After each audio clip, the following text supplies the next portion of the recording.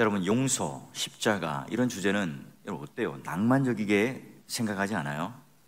십자가에서 하나님의 사랑을 보여주셨다, 또는 하나님은 사랑이십니다, 이 하나의 어떤 문장이 우리들에게 있어서는 굉장히 따뜻하고 또 낭만적으로 들려요. 근데 여러분, 이 죄용서는 우리가 이렇게 쉽게 생각하지 않아요. 왜냐하면 그건 우리가 이제 십자가 가운데 이미 이루어놓으신 이 구원을 획득하기 때문에 그런 표현이 가능하고요, 그런 선물을 은혜로 받았어요. 그런데 여러분, 십자가가 우리에게 사랑이 되기 위해서는 전제 조건이 있습니다. 먼저 우리는 죄인이었죠. 허물과 죄로 죽었던 죄인이었습니다. 그러면 하나님의 공의라고 하는 속성이 우리와 만날 때 어때요? 충돌됩니다. 그러기에 우리는 아무도 하나님을 스스로 만날 수가 없습니다.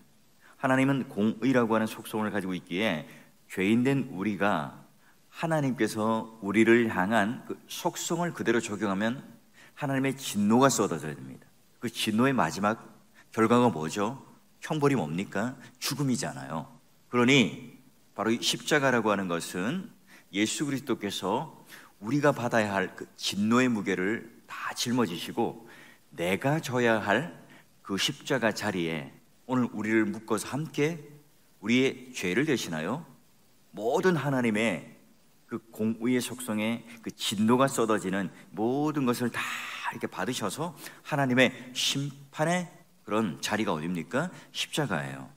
그러니 여러분, 사실상 이 십자가가 보여주는 가장 상징적인 것은 뭐냐? 하나님의 사랑, 구원, 이거 이전에 뭐라고요? 하나님의 진노예요.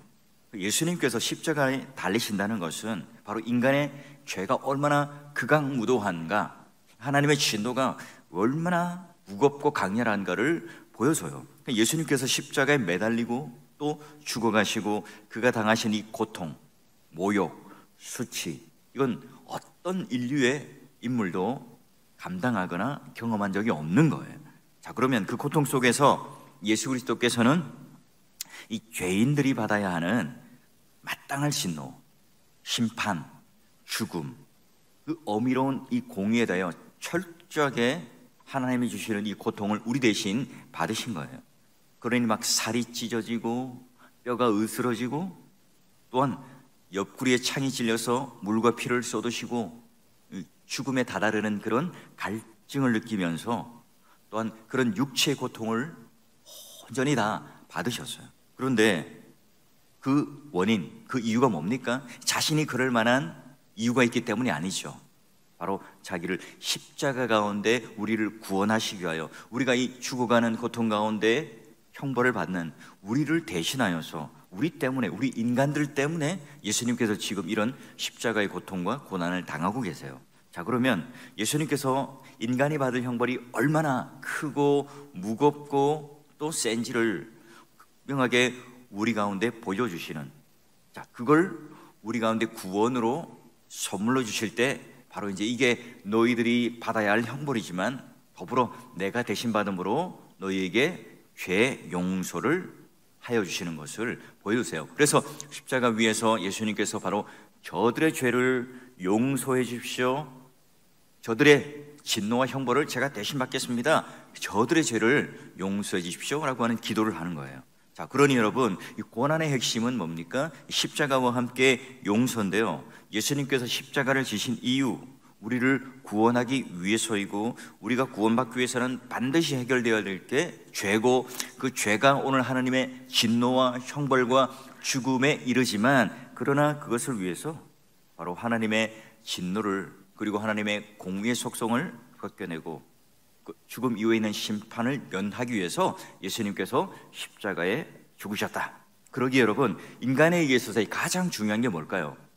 십자가라는 사건을 하나님의 사랑, 구원 이런 걸 떠올리기 전에, 용서 이런 걸 떠올리기 전에 더 중요한 게 바로 하나님의 진노, 인간의 죄를 우리는 묵상해야 합니다. 여러분, 인간에게 있어서 가장 중요한 게 뭘까요? 하나님의 진노를 피하고 용서를 받는 거겠죠. 십자가 위에서 그러면 용서를 받는 현장, 이 두 행악자를 대조적으로 보여주면서 십자가에서 말하는 하나님의 용서라는 것이 무엇일까? 한번 그 현장 속으로 들어가 보는데요. 예수님께서 채찍질로 당하시고 기진맥진한 그 상황 가운데 무거운 십자가를 쥐고 골고다 언덕, 해골리라고 하는 사형 장소로 딱 어울리는 장소죠. 거기에 올라가요. 예수님과 두 다른 행악자가 딱 달려 있는데요. 자, 이때 예수님께서 기도를 하시는데, 아버지 저들을 사하여 주옵소서. 여기 저들은요, 달려있는 두 행악자뿐만 아니라 구경하는 백성들, 조롱하고 희롱하고 있는 관원들과 그리고 군병들까지 다 포함하죠. 자, 그런데 이 기도가요, 그냥 나온 게 아니라 이미 이사야 그 선지자를 통하여 했던 이 말씀이 성취가 됩니다. 그가 많은 사람의 죄를 담당하며 범죄자를 위하여 기도하였느니라. 약 700년 전에 고난받는 종의 노래라고 하는 이사야가 이미 예언을 했고요. 이 예언을 받아서 예수님께서 이 말씀이 성취되는 자리에 십자가에서 지금 이런 기도를 하고 계신 거예요. 자, 그리고 그들은 이런 예수님의 기도에 아랑곳하지 않고 군병들은 어떤 짓을 저지릅니까? 예수님의 옷을 나누어서 제비뽑기를 해요. 자, 이것도 여러분 다윗이 이미 예언을 했던 내용이에요. 겉옷은 4명의 군병이 조각조각 나눠가지고요, 속옷은 한 통으로 짜여져 있으니까 제비뽑기를 해서 나눠가집니다. 자, 여러분, 제비뽑기를 해서 나눠가졌다, 무슨 의미죠? 예수님께서 실하라기도 하나도 걸치지 않고 십자가에 모든 사람들 앞에 수치를 드러내어 십자가에 매달리셨다는 뜻이에요. 그러면 제자들 중에 또는 백성들 중에 이런 일이 부당합니다, 손을 들고 지금 이 일을 제기합니까? 그렇지 않아요. 자, 백성들을 볼까요? 백성들을 보면 서서 구경을 합니다. 누가복음 23장 35절. 관리들은 뭐합니까? 비웃어요. 군인들은 뭐합니까? 희롱합니다.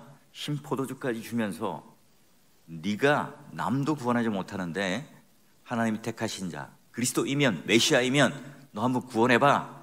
네가 유대인의 왕이냐? 너 한번 너를 구원해봐 라고 말로 조롱을 해요. 여러분, 이게 공생이 시작할 때 예수님께서 광야에서 40일간 금식을 하고 사탄으로부터 받던 그 시험과 비슷하죠. 네가 아들이라면, 하나님의 아들이라면 이 돌을 떡덩이로 만들어봐. 너 배고프잖아.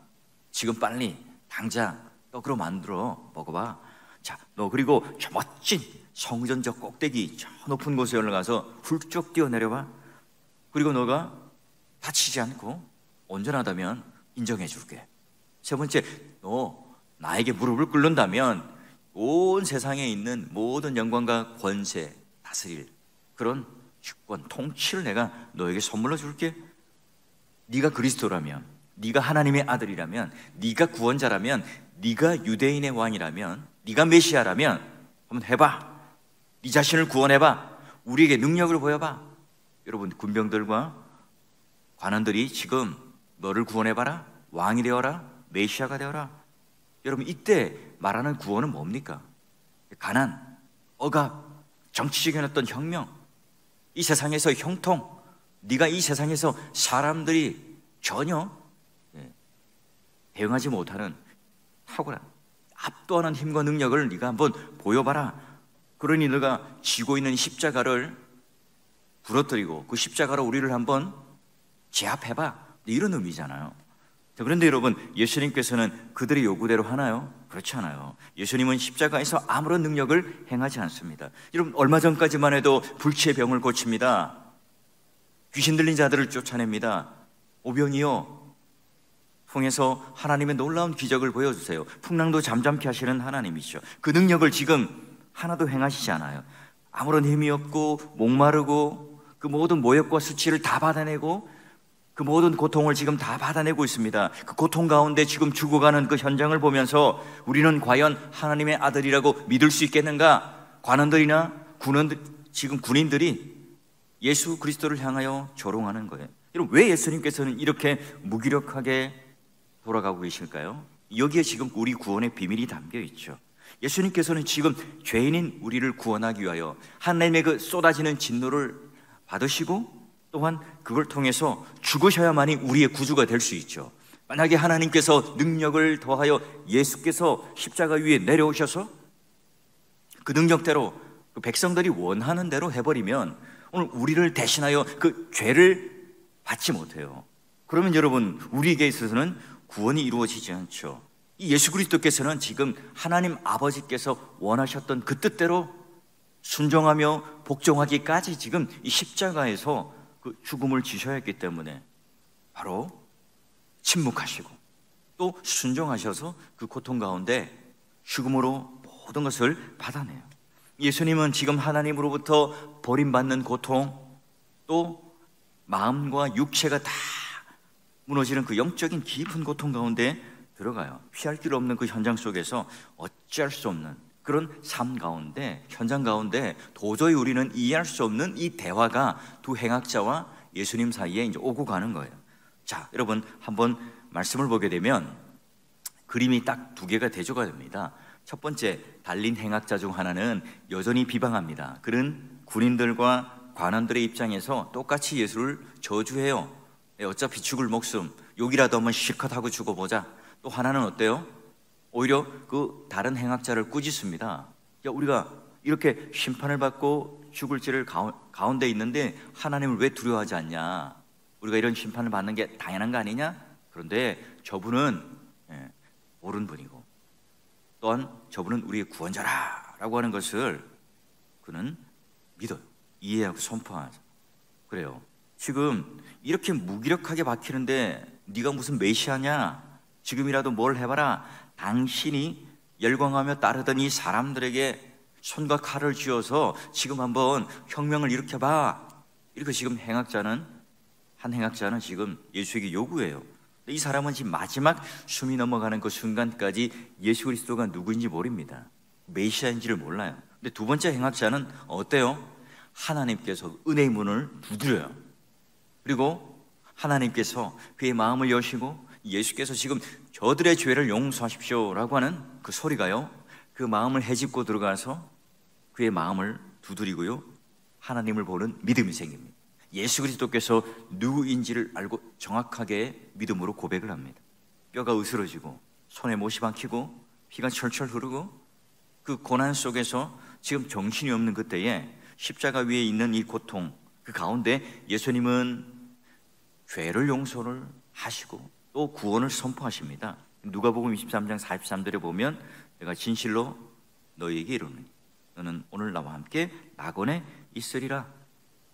자, 손톱 밑에 있는 그런 가시도요, 박히면 정신이 없어요. 근데 여러분, 이때 누군가를 생각한다, 누군가를 위해서 기도한다, 가능하지 않죠. 십자가에 박히는 그 극단적인 고통 가운데서도 예수님께서는 어떻게 해요? 저들의 죄를 용서하십시오. 여러분, 이런 기도가 어떻게 가능할까요? 아버지 하나님으로부터 버림받는 시간입니다. 자기의 제자들로부터도 배신을 받고 있는 그런 시간입니다. 마지막 이 기도, 여러분, 육체와 영혼의 이 고통의 정점 가운데 있을 때 예수님께서 드렸던 기도가 뭡니까? 용서예요. 용서.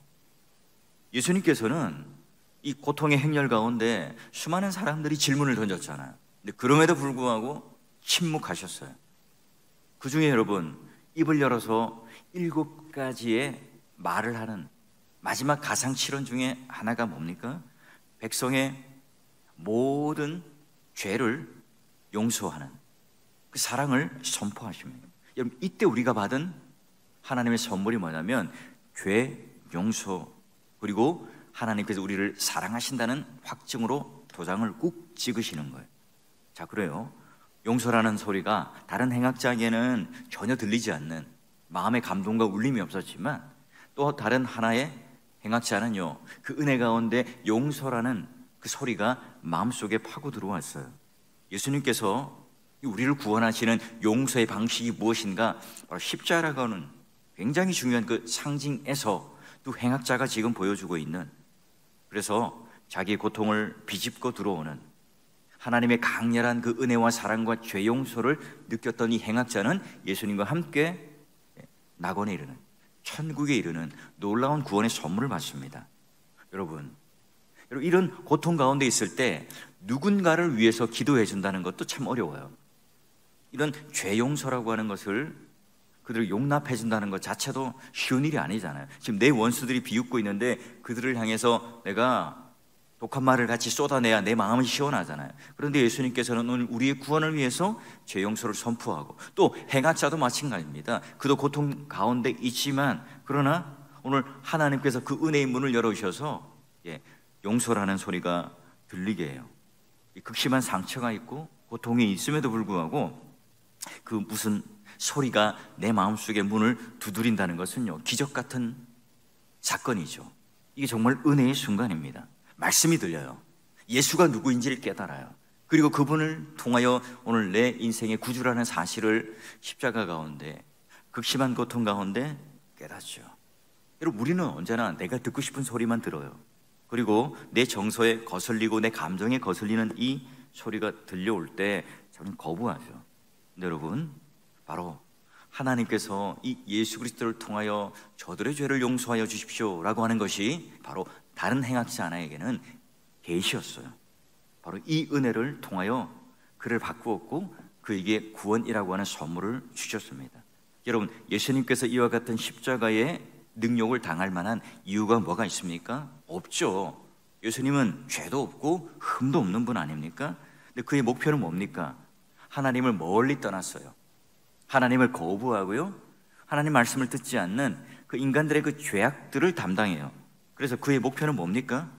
그자들이 받아야 할, 인간들이 받아야 할 이 진노를 대신 받아서 하나님의 공의의 속성을 다 만족시키고, 그리고 이제 하나님의 사랑을 그들에게 선물로 주기 위해서 죄를 해결하고 죄를 용서하고 사랑을 주고 의를 주기 위해서 예수님께서 지금 이런 십자가의 고난을 당하고 계세요. 여러분, 그러면 우리가 그런 사랑을 받았어요. 그런 죄 용서를 받았습니다. 우리가 마땅히 그런 구원받은 자라면 다른 사람에게 용서라고 하는 것을 당연히 선물로 베풀어야 할 자들이겠죠. 그게 바로 여러분 십자가 가운데 우리들에게 보여주는 그림이에요. 예수님이 중간에 서 있습니다. 두 행악자가 있습니다. 우린 여전히 그 고통 가운데, 고난 가운데, 같은 이 십자가 가운데 있으면서 여전히 예수 그리스도를 비난하고 조롱하고 희롱하는 군인들과 또한 관원들과 같은 행악자로서 그 하나님의 계시를 듣지 못하고 여전히 내 마음이 녹아지지 못하고 그 용서라는 선물을 누리지 못한 채 우리는 살아가는 또 다른 하나의 행악자입니까? 아니면 그 고통 가운데 함께 있지만 예수께서 지금 말하고 계신 내가 저들의 죄를 용서합니다 라고 하는 그 놀라운 선포를 들었을 때 하나님의 진노가 느껴지고, 그래 오늘 우리는 죽어 마땅할 죄인이 맞잖아, 이걸 인정하고 하나님께서 예수라는 분을 통해서 우리에게 죄 용서를, 놀라운 죄 사함의 은혜를 주신다. 그러니 이제는 말로 다 할 수 없는 하나님의 진노가 바뀌어요.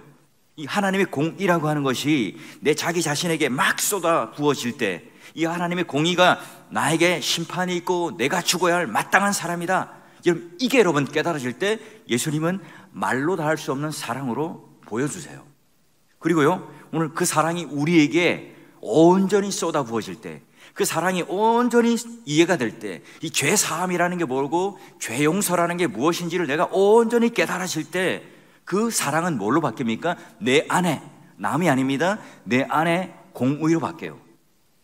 나 스스로에 대한 잣대가 엄격하고 이 말씀이 오늘 내 가운데 나를 향하여 적용하고 깨달아지는 그런 은혜가 있는 겁니다. 다시 한번 정리할까요? 하나님의 공의가 자기 자신에게 온전히 쏟아 부어질 때, 그때서야 하나님의 사랑이 무엇인지 오늘 내 마음 가운데 넘쳐요. 그 하나님의 사랑이 내 마음 가운데 넘칠 때 남을 향하여 정죄하는 것이 아니라 나를 향하여 엄격하고 그 공의가 우리 안에 참다운 하나님의 공의로 변해요.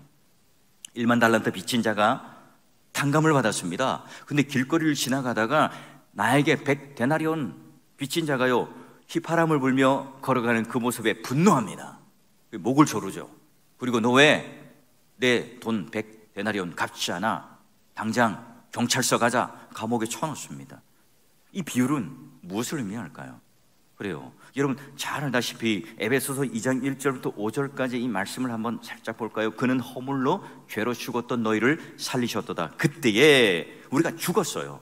전혀 가망성이 없어요. 소망이 없어요. 희망이 이만큼이라도 없습니다. 조건이 하나도 없어요. 근데 그때에 너희는 그 가운데 행하여 이 세상의 풍조를 따르고 공중권세를 잡은 자를 따랐던 사람들입니다. 우리는 불순종의 아들이었고 그 가운데 역사하는 영이었어요.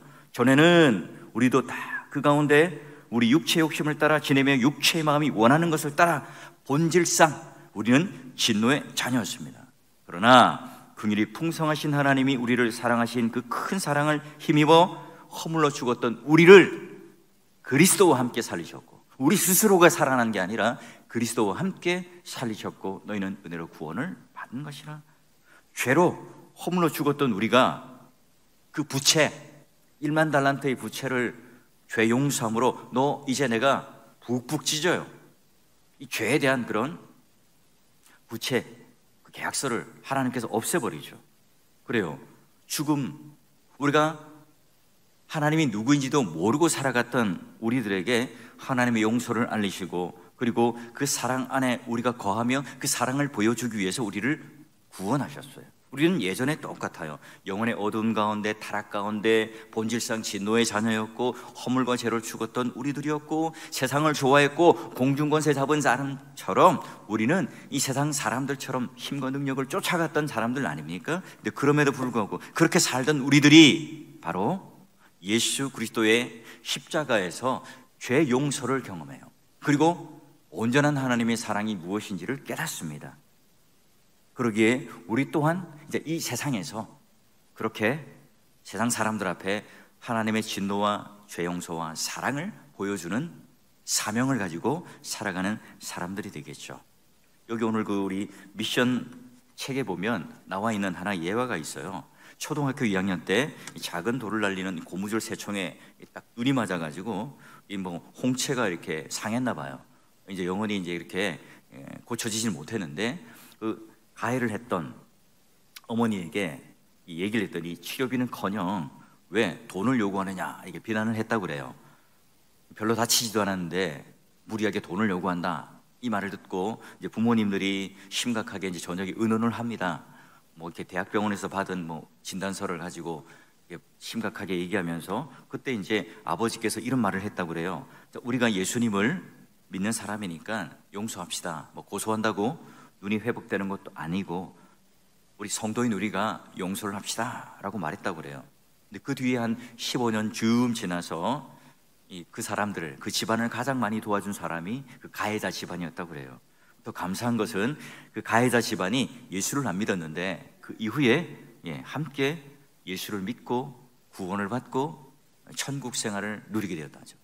지금도 눈이 불편하지만 부모님께서 그 집안을 용서하신 것, 그것 때문에 나는 아무런 불만이 없고 오히려 감사하다는 하나의 그 예화가 이 안에 실려 있더라고요. 용서는 힘들어요. 하지만 여러분, 그 용서, 이게 내 힘과 능력으로 안 돼요. 내가 바로 그 십자가 위에서 진노받을 자라는 사실이 깨달아질 때요, 그때 첫걸음이 시작돼요. 그리고 하나님께서 예수 그리스도를 대신하여 진노를 다 받으셔서 없애주셔서 나에게 일말의 사랑이라는 것이, 하나님께 주시는 사랑이라는 것이 생기니까 그때서 여러분 용서라고 하는 또 다른 한 걸음이 우리에게 생기는 거예요.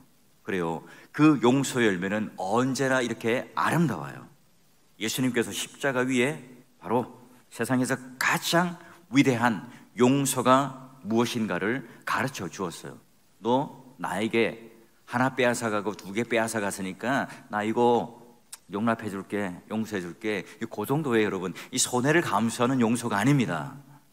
우리 모든 전생애의 생명을, 우리의 죽음을 담보한 모든 것을 내어준 희생을 통하여 우리가 받은 용서죠. 그런 여러분, 우리가 이 복음을 듣고 회개할 수 있었던 모든 것은 그가 먼저 우리에게 그 십자가를 지셨기에 우리에게 진노가 무엇이고 용서가 무엇이고 사랑이 무엇인지를 보여주었던 것처럼, 대한민국 사회가 그 어떤 때보다 여러분 너무나 이렇게 갈등이 심해요.